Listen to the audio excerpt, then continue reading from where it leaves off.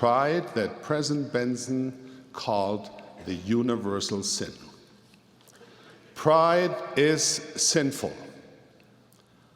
as President Benson so memorably taught, because it breeds hatred or hostility and places us in opposition to God and our fellow man. At its core, pride is a sin of comparison. It always seems to end with, therefore, I'm better than you. When our hearts are filled with pride, we commit a grave sin.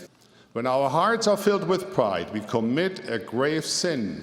When our hearts are filled with pride, we commit a grave sin, for we violate the two great commandments.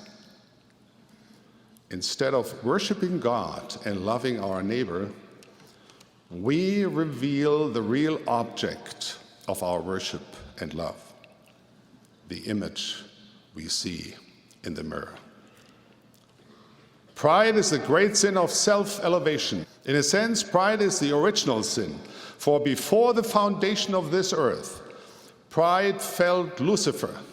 Whereas Lucifer tried to change the Father's plan of salvation and obtain honor for himself, the Savior said, Father, thy will be done, and the glory be thine forever.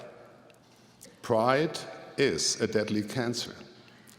It is a gateway sin that leads to a host of other human weaknesses. In fact, it could be said that every other sin is, in essence, a manifestation of pride. Perhaps there is no better laboratory to observe the sin of pride than the world of sports. I've always loved participating in and attending sporting events, but I confess there are times when the lack of civility in sports is embarrassing.